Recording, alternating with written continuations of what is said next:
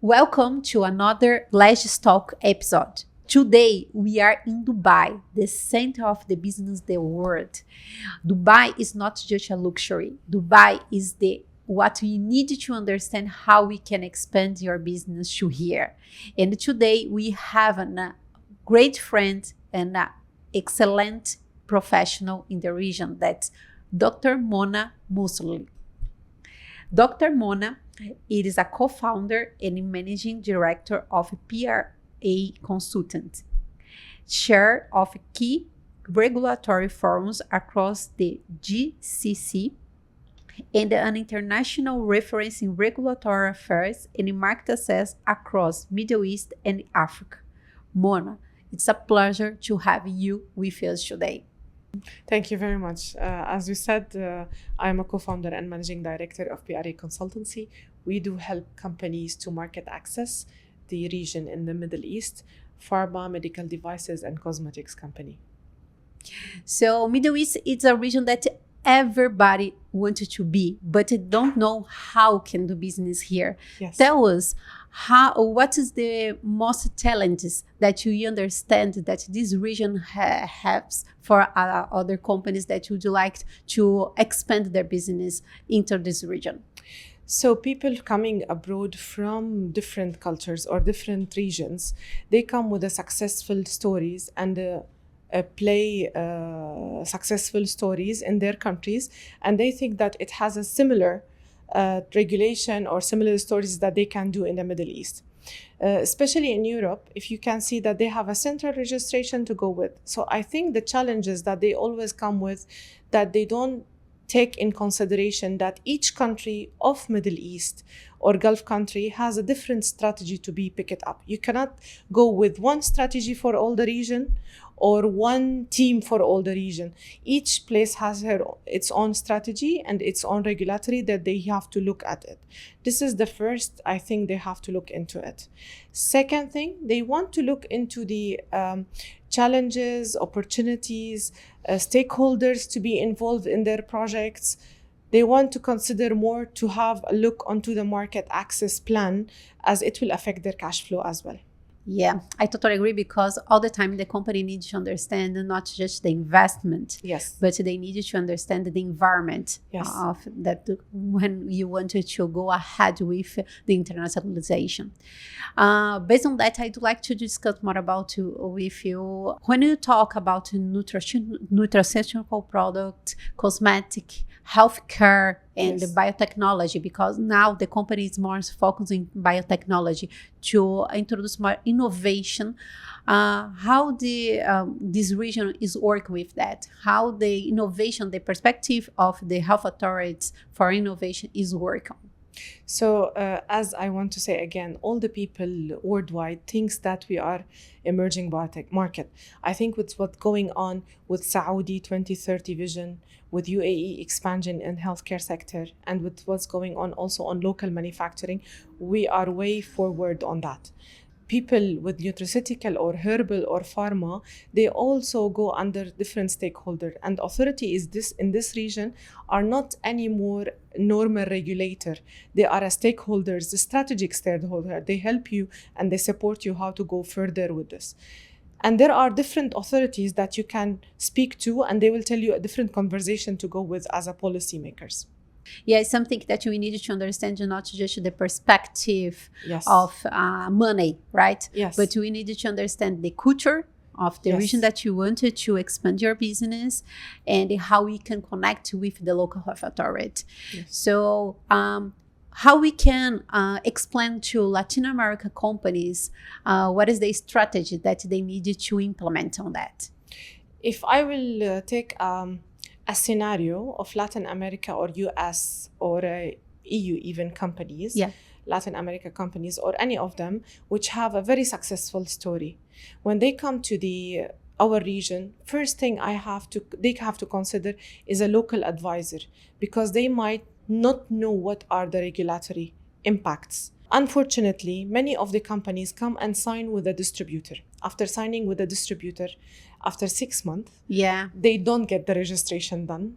they got frustrated, the distributor get frustrated, the business development and commercial team got a cash flow issue and budget not aligning with the sheets.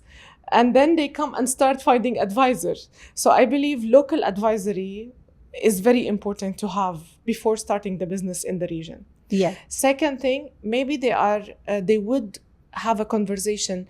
Authorities are open to have a conversation with them, especially if they are going to invest in a big landscape. So it's good to have a conversation with the authority, speaking about what is next, what they are planning to do. The third thing, our region is not about brand and how much is the big name of the brand. It's about reputation and how much is your credibility in the region. So I believe having a visibility that you are in the region is very important. So you cannot come, sign the documents, and start emailing the company, say, what happened? We signed. When is your next order? I think you have to be visible. Your visibility has to be higher.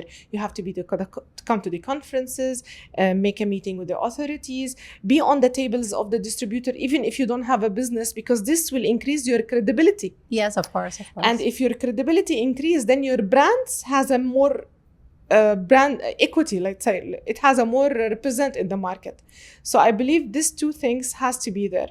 And our success in the Middle East is not only about the brand name or the size of the brand. It's more about relationship. How much they trust you to get your brand in.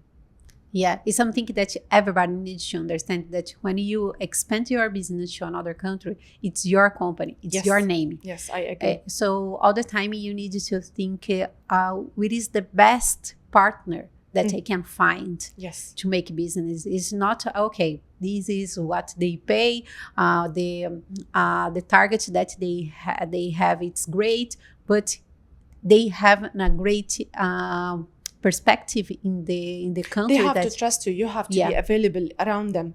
So it's not about putting your documents, sign the agreement, and ask for a new order. I think it's more about being visible, relationship, trustworthy, and a part of your stakeholders. When you go ahead with this perspective, we need to think about how the health authorities see this way, right? What is the agreement is that the health authority is doing in the region, right? With others health authorities in other countries, for example, in Latin America, in Brazil, Mexico. What is going on in this way? So this is what other point I want to discuss. So in other regions, these people are regulator. So they got the dossier and they accept or reject. In our region, they are policymakers and stakeholders, strategic stakeholders. Okay. So they help you and support you to grow your business in the region. They can help you on local manufacturing, facilitate your investment in a different way. So that's why I'm saying it's always good to come and speak to them.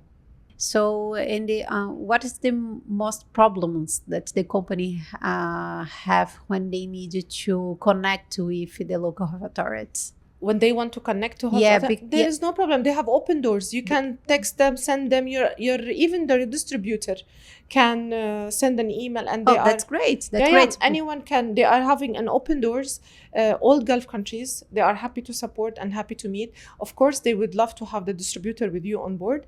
So if you ask your distributor, he will give you a meeting with them. No, that's great, because most of the time, different health authorities, it's so difficult to contact with. So in our region, it's easy to meet a health authority, and they are ready to be a strategic partner with you. Okay. And what is the most important for the local market to introduce products? So when you talk about not just the categories, but when you talk about the population needs. So because we are having a lot of young generation and a lot of chronic diseases, I think that will create a huge demand for pharmaceutical product, nutraceutical products in the region. But what hits Talita, and I think all the companies have to consider, after registering your product and getting it registered on documentation, they don't know that they want to start working with the product, and they don't know that, is this under insurance coding? Is this going to get a tenders business in the government? Is this going to have an impact of local pricing related to a local competitor? I think all this small information will affect their market strategy at the end. What is the pathway for registering a medicine here? So it is a documentation, but it's a strategic. So I always say all the time you need to talk about strategy. Yes. So it's how you want your product to be in the market. Do you want it for governmental and tender business? Do you want it for an over-the-counter in a pharmacy business? Do you want it in a hospital business? It's how you plan you want to sell your product. It's perfect. How to register. So your success is not a paper documentation. It's a full strategy, regulatory, marketing success. Excellent. Because all the time the companies just think, okay, you go and you put my product. I have a great partner, but don't know how they can put the product in the market. Because put the product, it's easy, but keep the product in the market. Exactly. Yeah. The shell. How many years you have the strategy? It might take a bit longer, or more costly to be in the market, but you will have more stability to be in the market. Yeah. If you will consider, for example, even the distributor, we have a lot of categories. There is distributors in the region. Is your product under hospital category? Then you have to find a distributor who aligned his way of selling, or his commercial team can go into hospital easy. Or is it a product can go with the cosmetics? Then you have to align with a distributor who have a cosmetics line. So it depends. So you need to study the market before entering the market. It's not about registering and paperwork. Yeah. You need to create a business plan. Yes. Yeah. Strategy. How do you want your product to look into the market? Yeah, of course. So, in Brazil, just to give you an example. So, in Brazil, we have, when we talk about prices, we have a legislation that is necessary to have an approval by Anvisa, that's the local health authority, before to put the product in the market, before starting commercializing the product. For example, in US, it's not necessary. FDA not approved any prices. So how works it here? In the UAE, there are strategy prices, and it is according to the patency, according to the CIF in country of origin, the EX factory price. They have their own module of pricing. So when you want to get a product, you need to submit your price certificate, legalized from country of origin. It will go under a committee supervision, and then you got your prices to the so the market. It's connected to what is the market needs, and to understand. It connects what market needs and what is already available in the market. Okay, because if you don't have any product available in the market, so you need to compare to specific calculations that they do it. So you can use a price from other countries. Yes. And how is going on introducing new products here? The health authority is open for that, so they are open for products that it's a new molecule. So they are open for new molecules, and they have a special regulation for emergencies as well. Okay. So emergency product has a different pathway, even shorter. To go with the committees and to get registered fast, because they, at the end of the day, they prioritize the healthcare, public healthcare. And how can you have access to this list of strategic products? It's on their website. Okay, that's great. So they can access there. Yes. So on the Saudi website, on UAE website, you can get emergency registration requirements, emergency product registration requirements. But it's necessary to register before. It's not possible to provide the product without a registration. Meanwhile, you are working on that. It's necessary to register before. To be registered. It's necessary to have a partner that can be you have to have a local partner to register your product. Yes. So it's something that it's necessary to understand what is the investment. But what you can receive as back for these products that can be interesting for the market, right? So we have a different perspective around the world that is discussed. We have this year, the year started with US and Venezuela, right? Yes. And we know the impacts that this situation Can affect the people. can affect different markets. So, what is your perspective about it? From which direction? Do you mean from healthcare sector? Yeah. So I always say that war will affect, of course, will affect, I'm not sure if we can go with this answer, Talita. Okay, because it's something that is so different, right? Because yes, because in our region it's different than yes. So I understand your perspective. But when you talk about your region, because I just I put in a view of if I'm talking about our region, yes. It doesn't affect because we don't usually get from this warm. I know, I understand that is not affect you. Yes, but when you talk about like these arms that can affect, so because we have different arms from this side also. And how we can go ahead with that, how can you handle it, because all the time the companies need to understand, okay, this is an opportunity or I need to stop on that when we have this but situation. This is what our region is trying to do. So if I go with what they said in English, we say like the national security of each country. Yeah. So they are trying to do a localization of manufacturing. So instead of something happen, they have their own.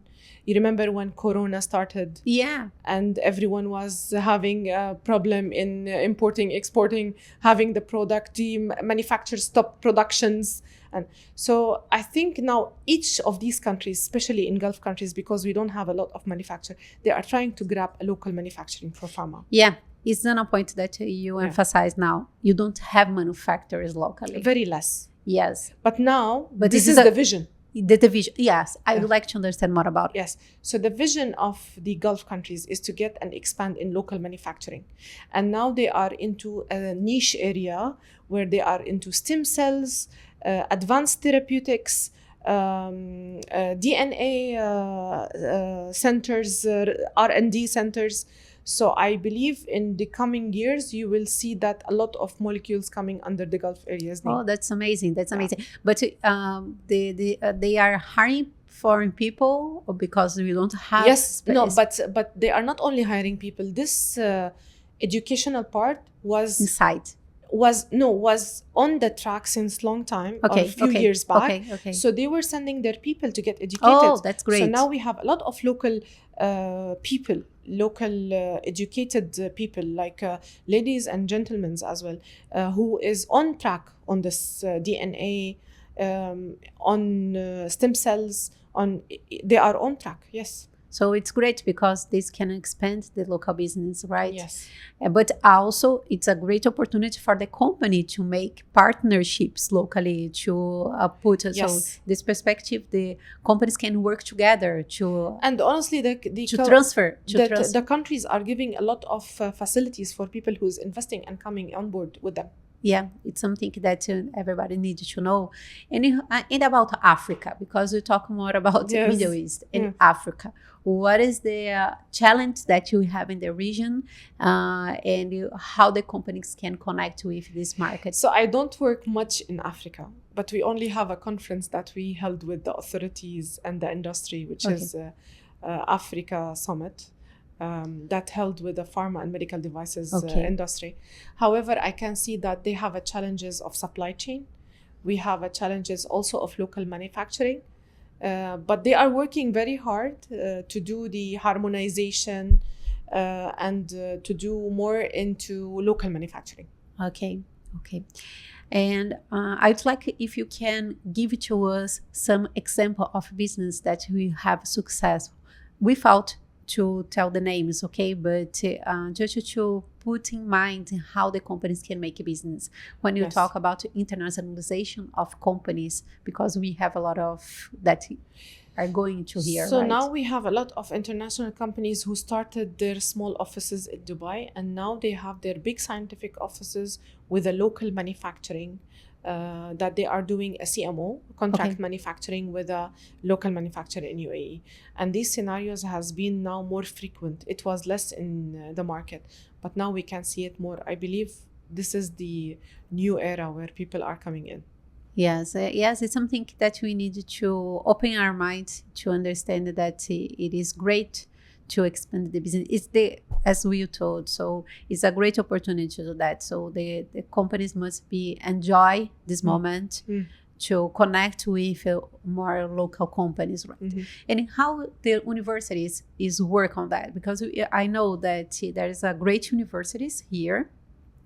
They are, as you told, a lot of people. We're going to other countries to understand how it's going about different technologies. But when you talk about healthcare, how's the universities prepared to receive these professionals that would like to continue their education? So the plus point about people living in Dubai, they like to keep it up. And they like to get education more. So colleges are not only having their new educational panels or new educational developments courses or master degree. They are also having a new, a kind of collaboration with the colleges from outside the countries, which helps them to have a new kind. I don't know if you heard about the new AI that UAE is pioneering at it. So it's not only in healthcare sector, but it's in a lot of sectors. They have an educational part. Yeah, and it's connected to the companies, local companies. Yes. So when the professionals concluded their graduation, they can go to the companies to continue the job, or need to go? There are some programs with the local governmental. Okay. Yes, they support them. But I'm not a bit aware of all the details. But yes, there is a local support for them. And now, if you can talk about more about the regulatory perspectives, what is the regulatory strategies that we have for 2026? If we want to talk about regulatory strategies, as I told you, every country has their own strategies. So you have to keep in mind what works maybe quickly and got registered in UAE. It might take longer time in Saudi. Yeah. What might be a medical device can be classified in a different country as a pharma. So, for example, the fillers is now priced as a medicine in UAE. So it depends. You have to take care where you are going. Instead, only just to give a file of documents and paper, please have a look on the strategy of regulatory that you are going to. And that are supplement. How is this market here? It's a huge market of supplements. We have even some shops only online that are selling supplements. So I believe one of the biggest market supplements is the Gulf area.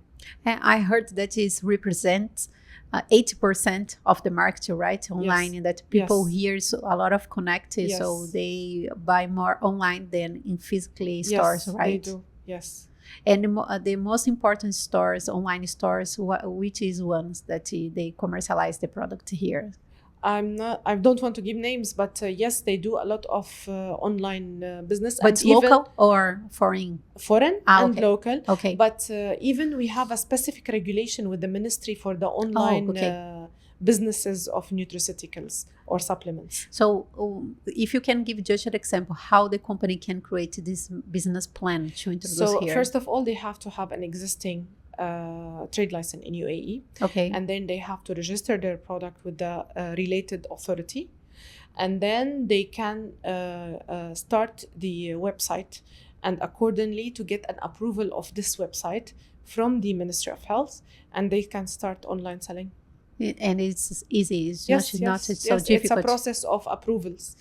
And how the culture impact on the product? Because we know that here the culture in the region, when you compare Egypt here, there is strange connection with the culture and also religion. When you need to commercialize product. How the company needs to understand this perspective, because just to put here in a perspective from my side. Yeah, right? give me an example of Yes. that. Because I'm a Brazilian. Yes. But I live in US.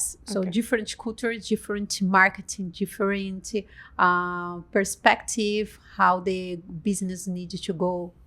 So in this way, I can tell you that in Brazil, we have a restricted legislation needed to follow all the steps, take time. For example, a medicine take along more than 24 months to get an approval. When you talk about dietary supplement, there is a positive list that the product must be follow it.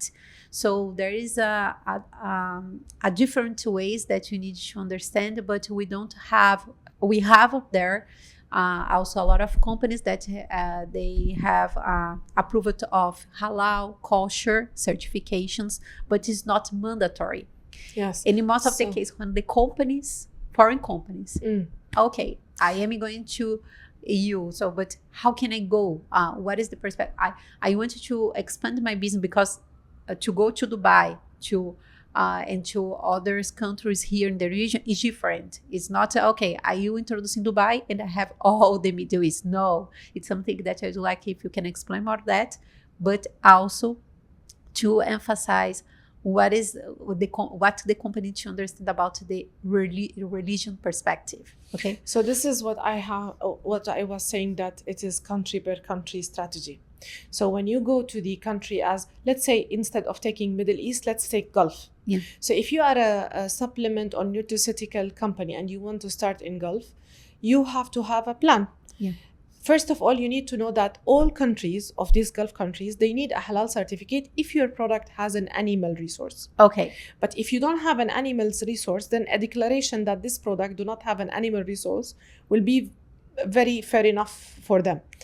However, this knowledge is not there. Some companies from US, they come to us asking that we have a halal certificate and I have, for example, a gelatin marine source. Marine source do not need a halal certificate. So that's why I was saying, please get a local advisor, they can help you.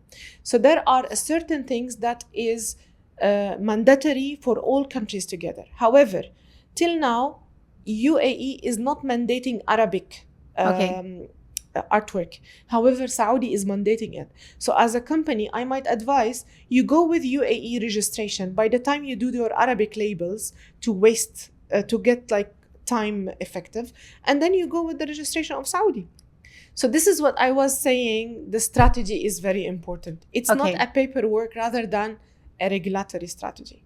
Okay, I got it. Yeah. But there are certain things that you have to get in line with them. For example, the shelf life. They don't accept a less than 6 months shelf life to be imported.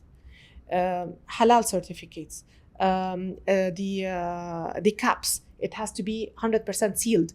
You cannot repack the pack here in Dubai. You cannot get bulk and repack it in a small sizes. I mean, there are a certain thing that are going with the whole countries, all the GCC, but there are another things that it says per country. Okay, I got it. Okay, so it's something that you need to put in mind. Yes. So it's something that you need to understand. It's like in Latin America. Yeah. Because we have more than 20 countries. Each country has a specific health authority, has a specific... But there are something that align all together. Yeah, exactly. Sometimes yes. It's something that they can use. So to conclude today here, so I'd like to ask to you as a CEO, what is the message that you would like to give to the other people that is from another side and is hearing us today? What is the perspective that they need to have to have a great internationalization of the product to the Middle East and Africa? And what is the most important that they need to understand how they can expand their business? First of all, I want to invite all people to come to this region. It's evolving. It's great. It's evolving very successfully. I believe a lot of people will even echo my voice that this is going very high end, and we can see that it's going more and more with a different aspects and visions. like 2030 vision, as I said, local manufacturing, looking forward how the businesses are growing fast in the region. Yeah. So I would love to everyone to come and try. And once you start, you cannot go out. And if you want to come in, I have a few advices that I would suggest to go with. First of all, check with a local advisor. Your local advisor might be a consultant, might be a distributor, might be a friend, but get a local advisor. It's very important. Second thing, choose the distributor according to your market access strategy. If it is related to cosmetics or pharma, but then you select the distributor accordingly. Third thing, when you get the distributor and sign your document, make sure that you are available and visible in the market. Don't sign the document and get your product in the country and be away. You have to come frequent to the market. Excellent. I totally agree with you, Dr. Mona, and thank you very much to be here with us. It's a pleasure to hear you, and thank you very much to sharing with us a lot of information that is so important for the company to understand that Middle East is a strategy. It's not regulatory. So we need to understand that we need to connect all the departments of the company to internationalize your product, and the most important, to put the product and keep this product in the market. So thank you very much again for to be here with us, and I hope that we can do more business together.